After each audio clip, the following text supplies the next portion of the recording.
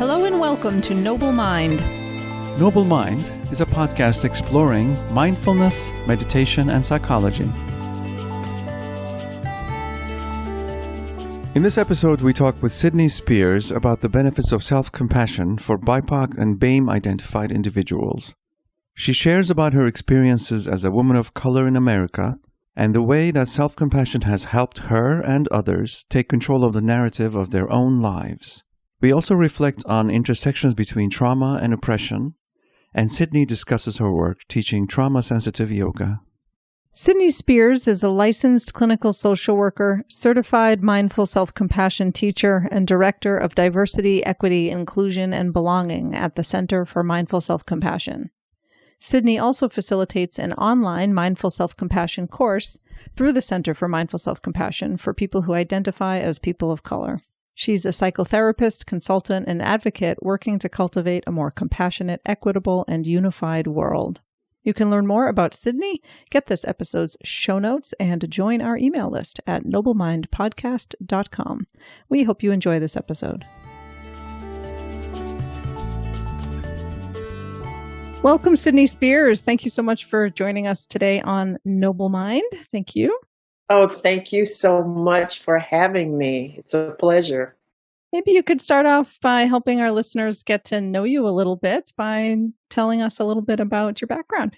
Sure. I'd love to do that. The main thing I think about in terms of my own background is how it has evolved over time, but how in many ways it has remained the same in terms of my passion.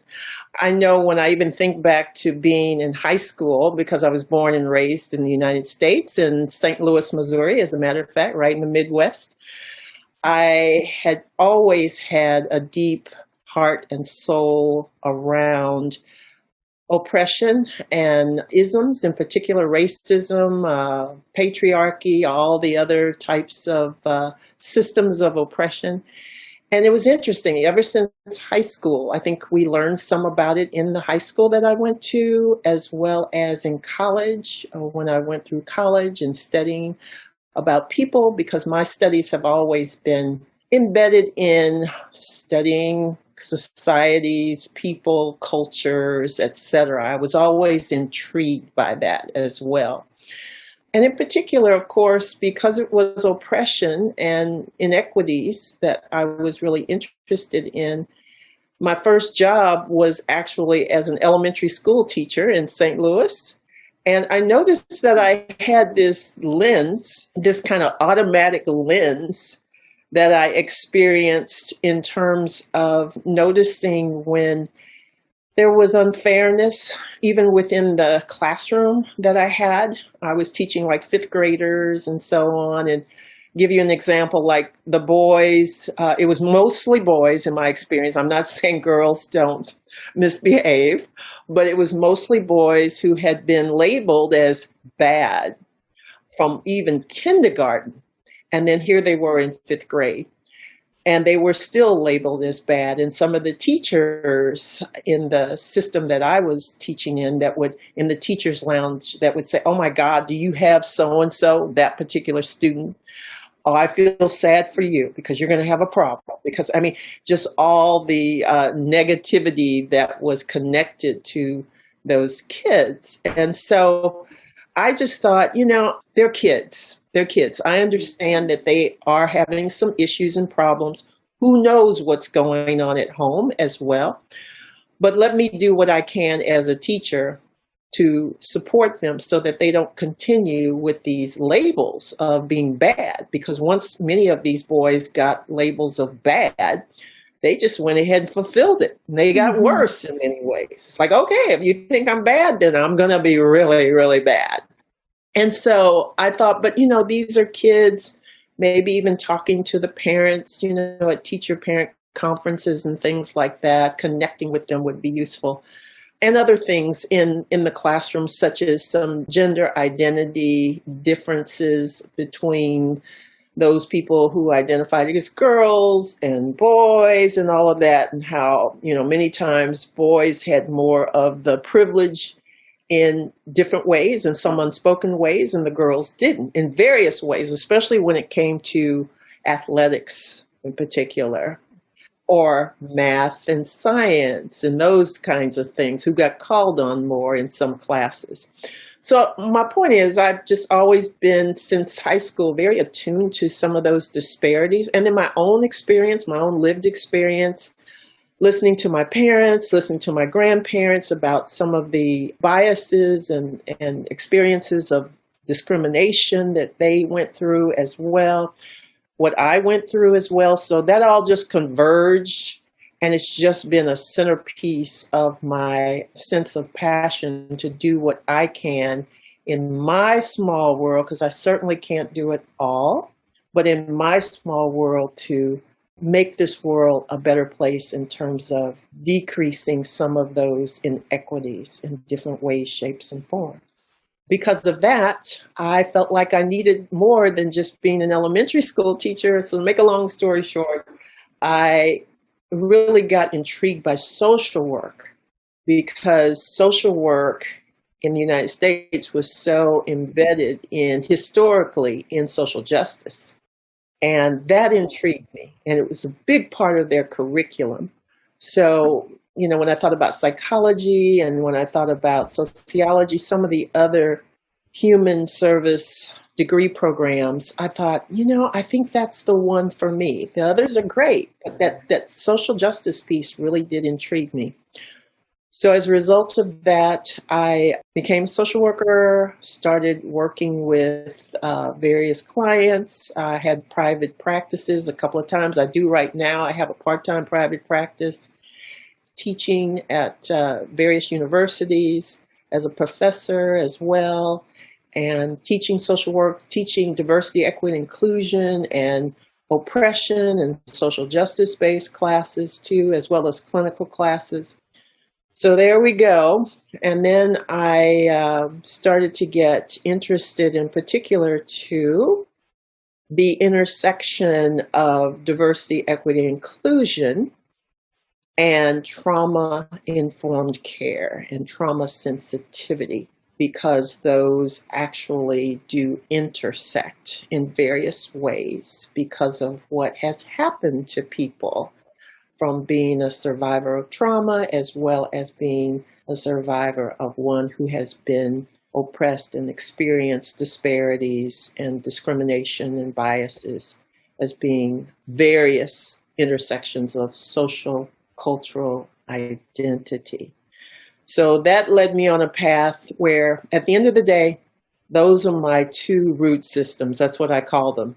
Whatever I do, it comes back to diversity, equity, inclusion is one root, and then the other root that's interconnected with it is trauma sensitivity when it comes to working with people in various ways. So I do that and I express it in different ways, and through mindfulness classes and teaching, through academic classes, through therapy, and through various other ways too. So yeah, that's pretty much my overarching background and passion. Certainly, issues of racial justice are very front and center these days in Western societies. But then it's curious how oppressions also, like of ability, gender, class, all these intersections are quite interesting, and the similarities between oppressions. So yeah, it's intriguing, and also it seems like it's sort of submerged. People frequently not recognize the complexity and the suffering that people have to walk around with. Exactly. There's two P's in the word oppression. And those two P's are really the root of what oppression is about. And it is power imbalance. So that P, power. And then the other P is social cultural privilege, and how those two factors intersect when it comes to oppression. That is what oppression is about, not having the power and not having the social cultural privilege in comparison to the dominant groups, whatever that group might be, or that particular way of being across cultures, across regions, across the globe, because obviously we know that can be different from region to region in many ways. But at the end of the day, it comes back to that imbalance around power and that imbalance around privilege because of the hierarchy that has been set systemically. I know mindful self-compassion, MSC, is dear to your heart, and you're an instructor. What does MSC bring to the table around oppressions and racial injustice and so on? Yeah, thank you for asking that question. I have been teaching mindfulness classes and mindful self-compassion classes for the last, I want to say it's been about 9 years. And I do have a mindful self-compassion class that's coming up that's specifically, it's an adaptation of the core curriculum, but it's specifically for people of color. So people who identify as BIPOC, Black, Indigenous, and other people of color, or BAME, which is Black, Asian, and minority ethnic. But basically, those acronyms are about people who self-identify as a person of color globally.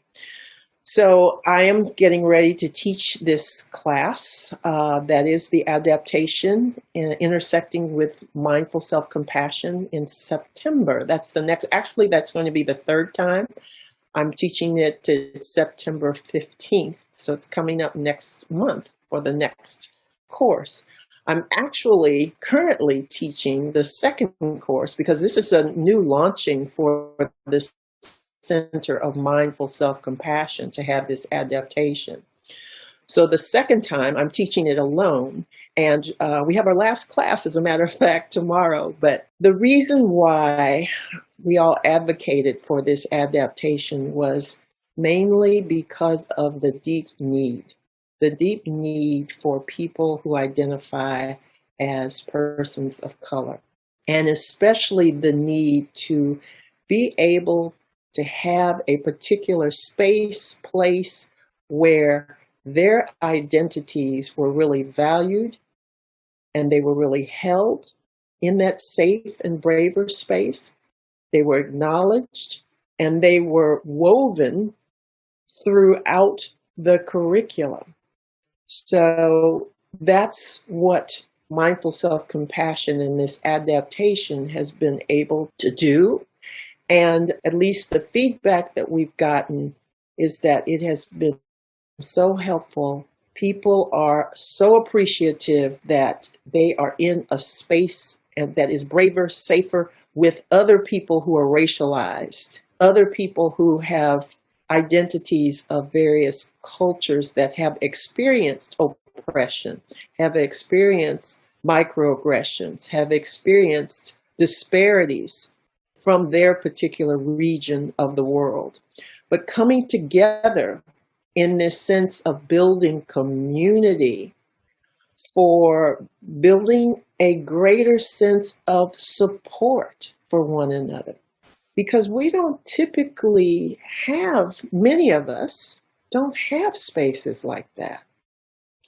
Because of what has happened to us and because of all that we've had to hold, we've just been in survival mode for most of us. I'll speak for myself and my experience of being born and raised in the United States, but I'm thinking about people from other countries as well as people who have immigrated to other countries as well, because we hold all of those experiences too. But when I think about my own experience, that yes, I really didn't have any sense years ago how much I was holding in terms of feelings, very difficult, challenging feelings, in terms of feeling at times like I had to prove myself because I was like the minority. I identify as Black, multiracial, cisgendered woman. It was like I had to prove myself when I went up for a job or even teaching, at the universities, those kinds of things. And even my parents had taught me, you're going to have to be 3 times as good as white people if you're really going to make it. So you're going to have to work super hard and you're going to have to work harder. That was true. in my experience. And from talking to some of the other people in this space, in this mindful self-compassion class for people of color, other people have concurred with that it's exhausting. There is this sense of racialized fatigue because of all that we've had to do, all that we've had to hold, and hold without sometimes even realizing how much we have been holding. Because again, most of us have not had the safer, braver spaces to be with other people who have had similar experiences, but also people who've had their other intersections of identity that we may not have, that aren't racialized or that are not ethnic, to be with that too. So to be with everybody.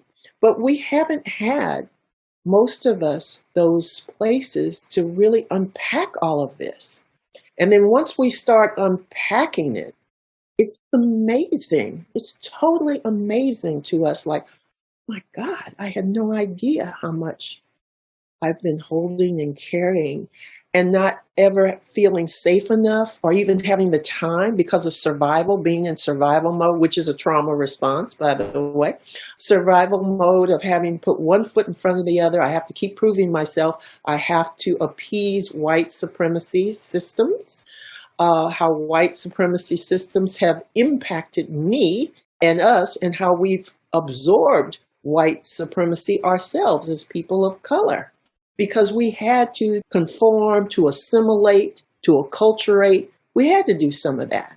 So it's not like this is eliciting shame, but many of us were carrying shame too, and not even knowing that, and other difficult emotions, the anger, the rage, the anxiety, etc.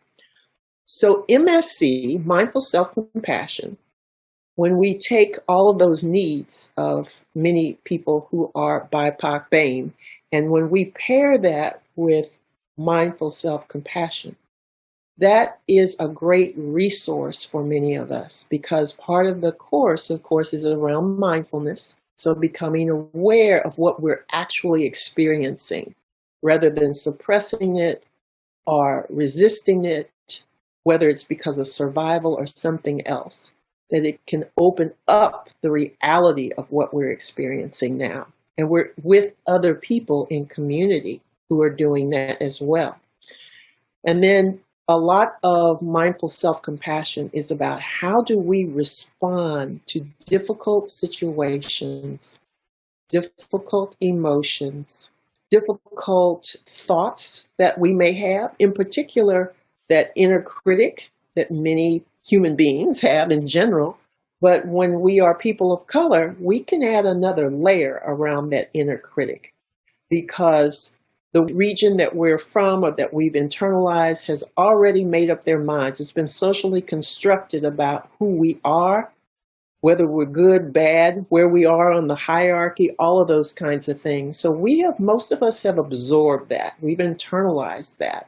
So we've internalized those conceptions of who we are, those stories about who we are and whether we're good enough or worthy and all those kinds of things.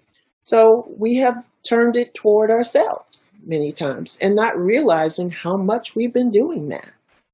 So mindful self-compassion, because it is about practicing in a compassionate way, as opposed to beating ourselves up, running ourselves down when we are suffering, when we are holding our pain, be it around racialization, be it around other identities, that we can relate to our discomfort. We can relate to the biases. We can relate to the microaggressions in a new way that we can basically control from our internal experience, as opposed to just allowing our externalized experiences in our worlds take over, take command of who we are, what is our truth, the evaluation of who we are, for example. That we can take that power back internally. Now, maybe we can't go out and just change every system overnight, but we do have control of our own sense of well-being and truth of who we are. So mindful self-compassion is a great resource for that process of being able to hold difficult experiences around being oppressed, around being discriminated against, around the social justice in the world that we've experienced, witnessing all this vicarious trauma that goes on from, the media, social media, TV, all of this constant violence against people who look like oneself too. And that's just another layer of trauma. As you're talking, I'm also having the thought or the awareness of just how invisible this can be to ourselves, right? Like you were saying, not even aware of holding yourself to a different standard, not even aware of how kind of oppressed you've been, because it's just sort of how you've been raised, or the sort of what was expected of you, or even taught directly. And also thinking that it's true of privilege too, right? That it sort of works to be invisible, right? Or not, or sort of below conscious awareness, that helps maintain the sort of supremacy, patriarchy, that whole system keeps running as long as none of us are looking or aware. But then when you start to look behind the curtain or see through it, just how much is there and how important it is to have that safe space and that safe container when you start to sort of see and experience and feel all of that you've been carrying. And self-compassion, and in a group, and the compassion you experience in the group, I can imagine is also just extremely helpful and healing. Yeah, absolutely. And, it's in terms of that community, that sense of other people in the group that you mentioned, that is such a huge part of the process of this course, and this course being 10 weeks. And it really needs to be 10 weeks. That sounds really long to a lot of people. It's 2 hours every week. But again, it gives the space for the individual as well as the community of people who are in the space to go through that process, and to not just bring compassion to themselves, to learn how to have this new relationship toward our suffering and our pain, but also to support the others in the space, to extend compassion to them. And what that is like for many of us, people who are people of color, because many of us have not really been fully heard are seen around our racialized or ethnic or cultural experiences, and all of that we have been holding and not realizing that we've held this huge, huge, huge burden, because again, we've just been trying to survive.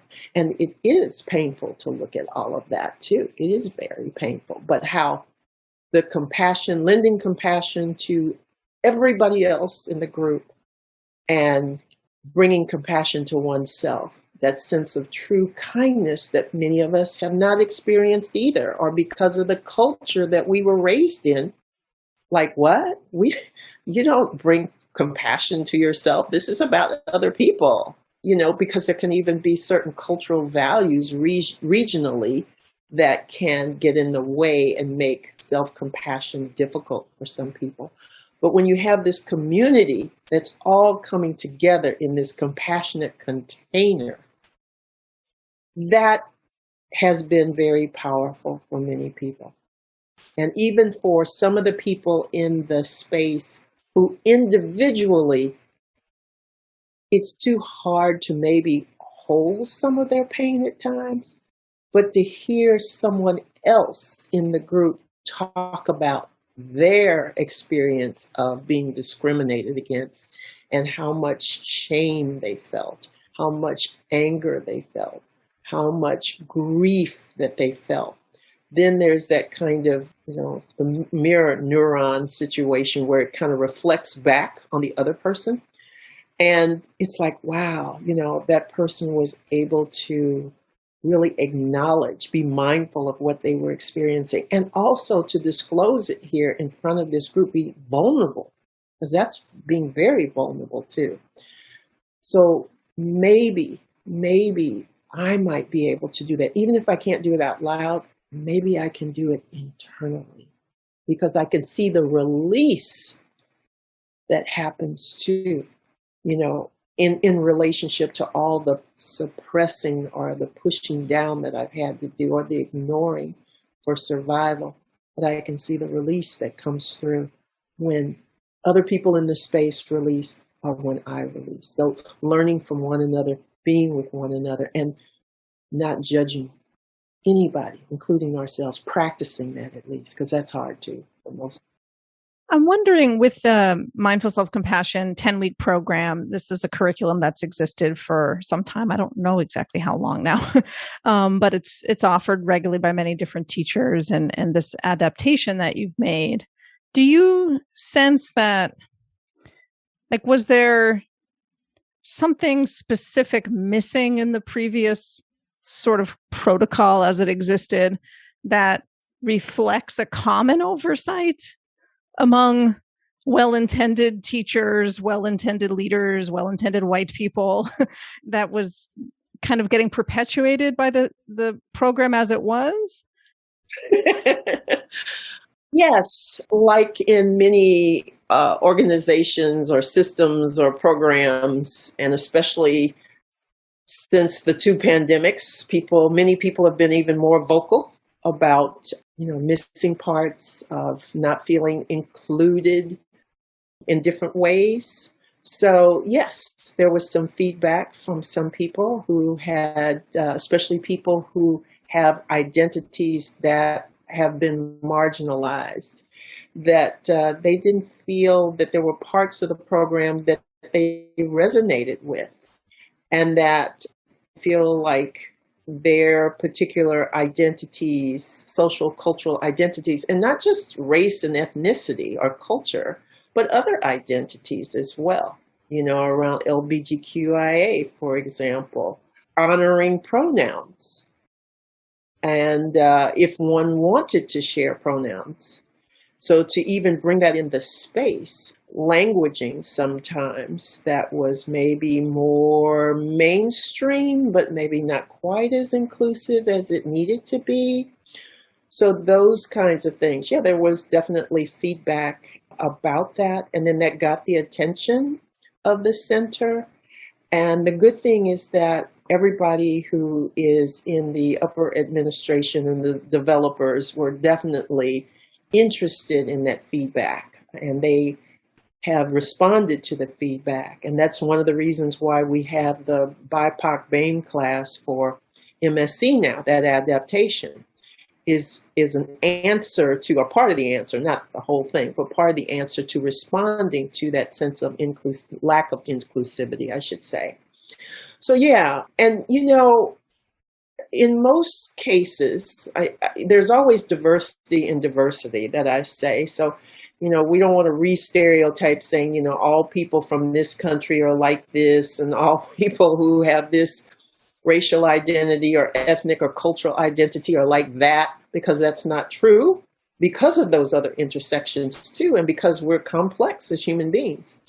So I always want to honor that. But in general, there were several people who had diverse identities who did notice certain things like, oh, why are all the poems that are shared in this curriculum poems that have been written by people who are white identified? What about the videos that are shared? It seems like they are almost all white identified people, and this program is serving people globally. Where are the other voices, which is part of that empowerment and inclusivity for people who have been marginalized, because part of the issue of being marginalized, again, is not having voice, not having value, not being welcomed in this space, and not having choice.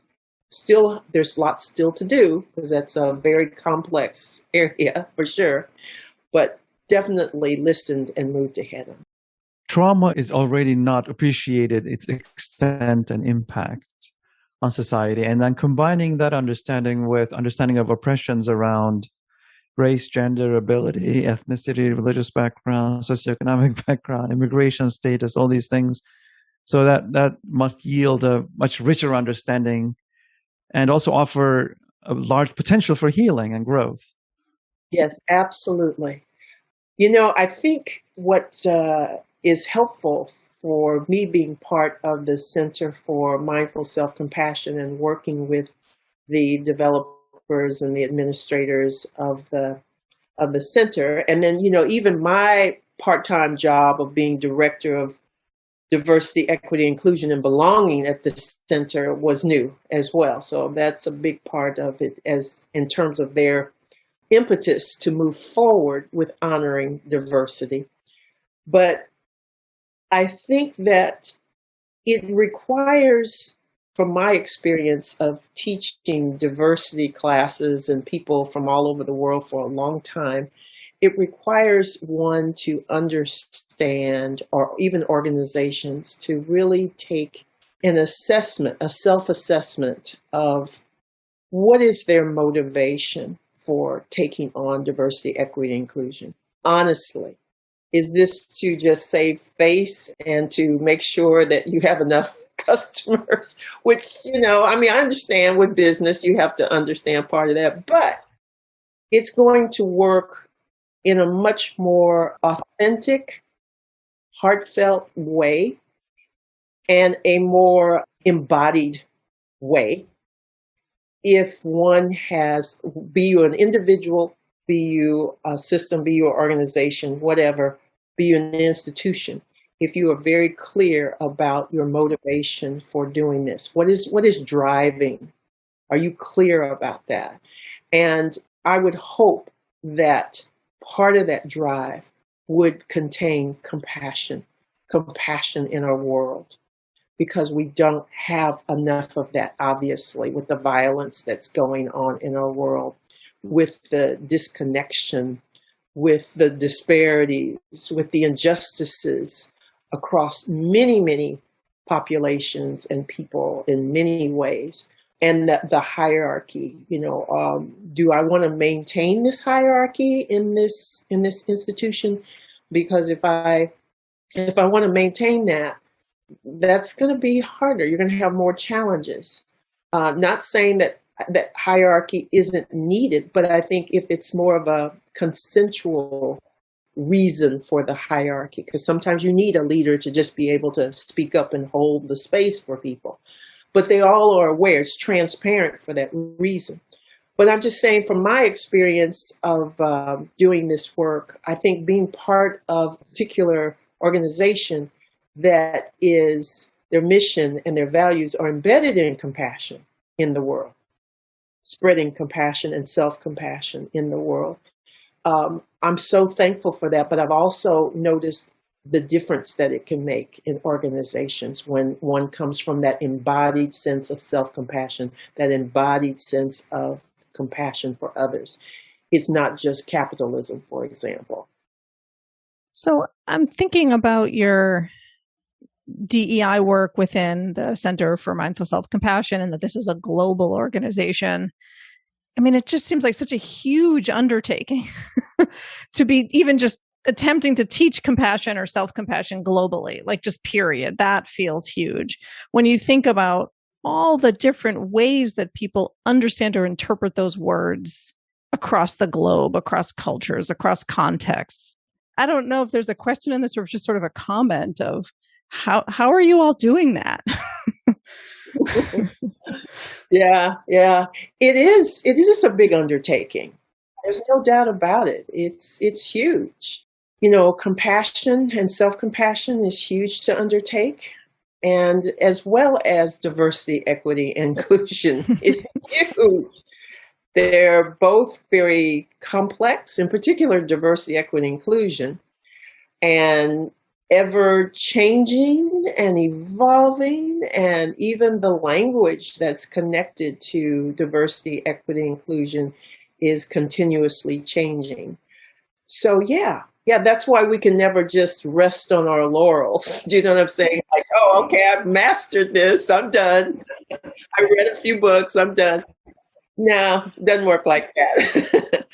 I cannot say, I've done a lot of studies, but I cannot say that I know everything about every culture and, people's various layers of intersections of identities and what that means for them. I think part of the challenge and part of the invitation in that challenge is to remain humble and open, that cultural humility and that openness. And in terms of compassion, I think that, yes, there's many people that will confuse or use empathy and compassion interchangeably. I know even in the research that's been done. And so because of that, and just, people thinking about compassion, like, what does that mean to them? Do they really understand what that means to them? The people who haven't been taught to be self-compassionate, which that's a lot of people actually, and the people who haven't been taught to be compassionate as well. So there's a lot of variation in spreading compassion throughout the world. But I think the main thing that can be helpful around compassion is to help people understand how it is really human. It is about being human. It is really connected to the way we are inherently wired. I mean, even with neuroscience, that we are wired to connect to other people, not disconnect. Connect to other people. And what helps us connect to other people? How do we know when, we're being seen, heard, when someone's hearing us, when we're being seen, other people are being seen? How do we know all of this? What happens in those relationships? Because compassion is so relational, relation to the self, relations to others. Well, to me, it is about that vulnerability, which is hard. It's hard for us because connection is connected to suffering. And if we're living on this earth, here's our common humanity. As a human being, we have all suffered in some way, shape, form. It's not equal. It's not equitable in the suffering, but we've all had some kinds of experiences and will continue to in this life, on this earth, to have pain and have suffering of some sort.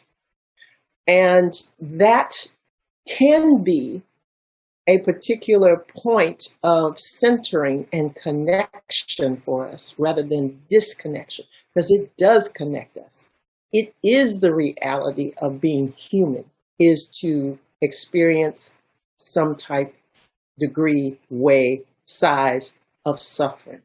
So I think if people understood that more so, it might help some of those people who either don't really understand what compassion is about, what it means, or thinking that they can't learn it, even if they didn't learn it before, that it can be learned, it can be practiced, and that how it can be helpful to hold their own suffering as a resource, and how it can help hold other people's suffering too.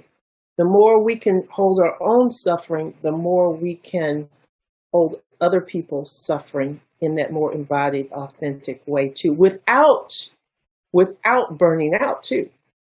Because if I'm compassionate, like in my psychotherapy practice, or even in my mindfulness classes or MSc, mindful self-compassion, if someone is sharing something that is really painful, and I am listening to that person, I'm being with that person, the more that I can tune into my own sense of self-compassion when things arise for me in relationship to what that person is sharing, their suffering, the more I'm going to be better able to hold their suffering as well and not get burned, because I'm giving myself what I need.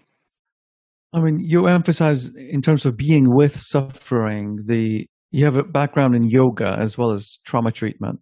So the importance of embodiment. So experiencing connecting with one's own suffering and pain in an embodied way, and also with other people's suffering and pain. So that's a big piece, isn't it? Yes. The physical experience. Yes. Absolutely. And I'm glad you mentioned yoga as well, because I have a certification out of the Boston Center for Trauma and Embodiment. And it is a certification in trauma sensitive yoga. And I have provided that particular practice for U.S. veterans. And these veterans who have all been diagnosed with post-traumatic stress. They've been in direct combat, as well as another group of veterans who have been in direct combat, but they come together as a group and as an affinity group because they have all experienced spinal cord injuries.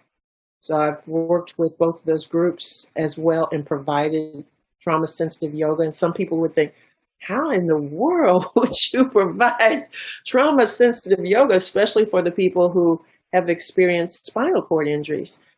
But when you mention the embodiment piece too, Alex, that's really what this type of yoga is about, is to be able to learn to and practice connecting to one's body, because most trauma survivors are very dissociated from their bodies.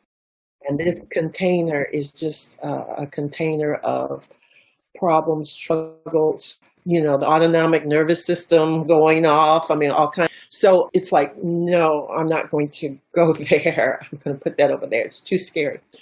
So it's a way of providing kind of a safer, braver landscape for these individuals and other survivors of trauma. Those are just the ones I've worked with, mainly are veterans, to be able to test out and just kind of experiment with some movement, because movement tends to generate sensation. Because if I were to ask one of the veterans if they were sitting still, most of them, okay, what do you feel in your upper body, for example? What sensation? Many of them would say, like, what? I don't know what you're talking about. What sensation? Or they don't want to feel it. It's like, I can't go there. But if I were to say, if you want to, you might lift your arm, and you could lift your arm to the distance that you would like to experience, or you could choose to maybe bend at your elbow if you want to. So because of the movement is going to automatically, muscles contract and they extend. So it automatically does bring up more sensation. And so it can bring in an open window for people to start to connect to their bodies, what they're feeling in their bodies through movement. So it could be yoga. It could be really other types of movement too that are more mindfulness based as well. And to help them develop that ability to interocept, to be able to actually feel and sense that it's just a greater open window. And then there's lots of research around trauma sensitive yoga and its usefulness with survivors of trauma now. In terms of capacity of people to be with their own pain, connecting with their own suffering, it seems to me that people that gets in the way of people in privileged roles to really look at the suffering caused by oppression and the suffering of people in oppressed roles. So like for men to appreciate what women go through, or for white people to really like watching stuff on social media about African Americans getting brutalized. It's so painful. So then I think that gets in the way of people sort of being able to think rationally about it. It can be easier just to escape and say, no, this isn't happening. So it's a very precious capacity to develop, also to be able to go to these places, so to heal society. Exactly. Yeah. And this is, like I said, this is the second class for mindful self-compassion course that I have taught for people of color. And then the third one's coming up. But I think one of the most empowering things for people of color, especially when they raise their voices around how white supremacy has impacted them, which most of them haven't had the space. Most of us haven't had the space to really unpack that. Like, how does it really impact you? I mean, beyond just the anger or the rage for some people, as well as other intersections of identity, such as patriarchy, as you mentioned, such as social class, growing up poor and, not having the resources that people who are wealthy just have all the time, and other identities. But I think what has been helpful from our conversations too, and the sharing in these groups, is that for them, they're starting to realize that, yes, I can identify now more of in a way, how white supremacy has impacted me across different contexts, but also what are some of the things that I can change internally around that? Because there's a part of, just like experiencing any kind of trauma, there's that fragmentation, there's the split self, because there's parts of the self that one has to give up in order to assimilate, to appease, to please the dominant group, or in trauma, the perpetrator, whomever. So you give up yourself, you split that off. But this kind of thinking about these questions about, patriarchy, white supremacy, capitalism, whatever the ism might be, heterosexualism, that I can see now how I have actually been participating when I didn't need to participate in white supremacy, for example, or in patriarchy, or in classism in various ways, or ageism. And it's how it can be so, in a way, subconscious, unconscious, and we just get used to it. It's just the way it is. It's the way it's so powerful, too. It's big and it's powerful and it's heavy. But now, starting to move toward, okay, if I'm aware, there's the mindfulness piece.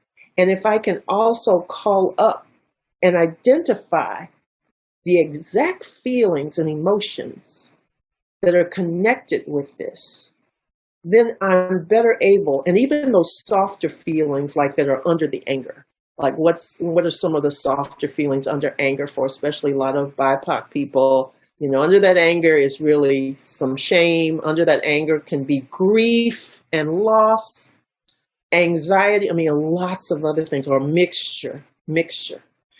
So the more I'm mindful and I'm starting to understand myself and I'm observing myself more so, that I'm getting the power back to be able to open up and make the space for the truth of who I am. And not only that, but calling back some of those split off pieces of maybe my culture. Maybe I migrated to a country and I had to give up certain parts of my cultural values that were really important to me to assimilate and acculturate to this new culture, the dominant culture there. But they're important to me. So maybe I had to give up parts of the languaging. Language is so powerful. So what are the ways that I can bring that back, or the connection to my ancestors, to my culture, to my roots in many ways? What are the ways that I can bring that back as opposed to just splitting it off from it in order to move ahead?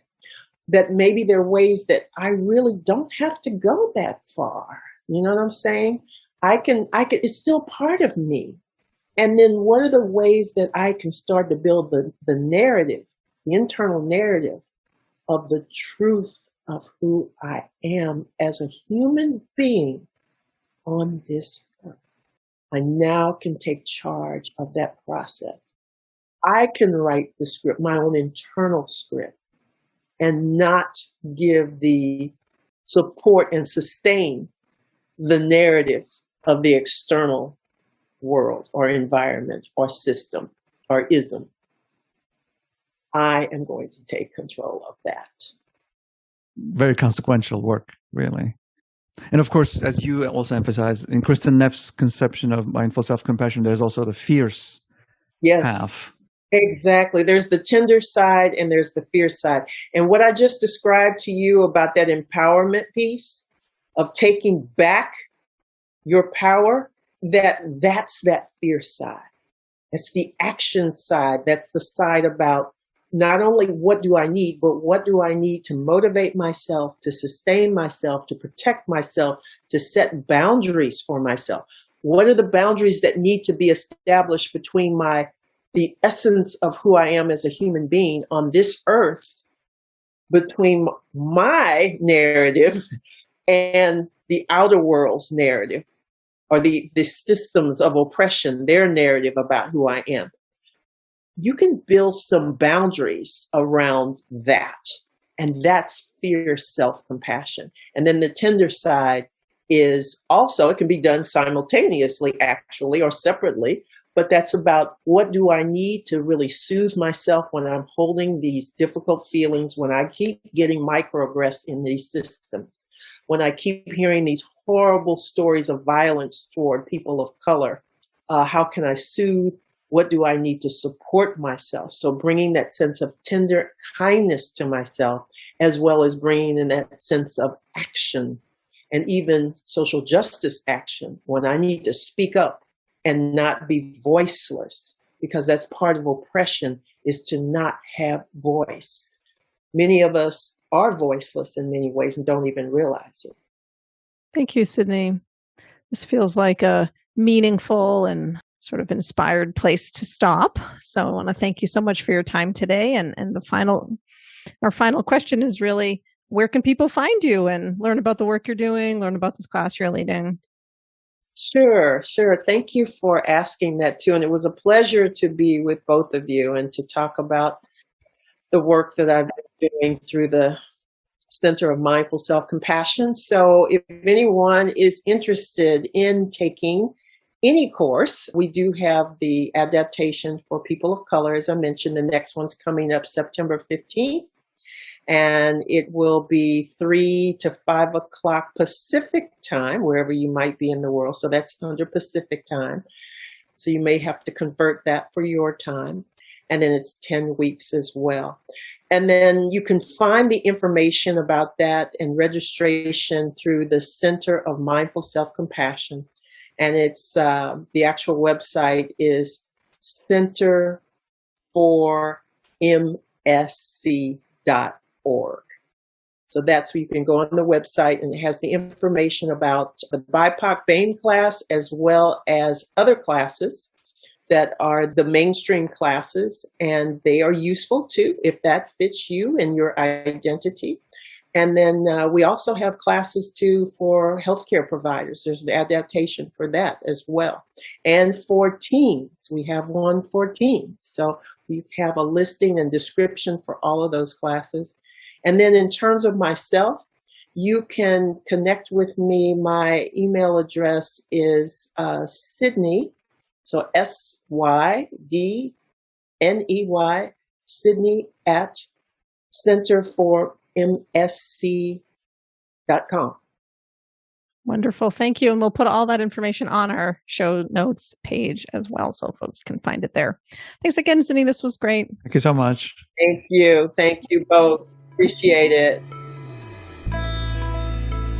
Thanks for listening today. If you enjoyed this episode, we hope you'll hit subscribe, leave us a great rating or review, and spread the word. You can also go to noblemindpodcast.com to join our email list. You'll get a weekly behind-the-scenes message, news, announcements, and other special goodies we come up with just for you. Thanks for listening, and bye for now.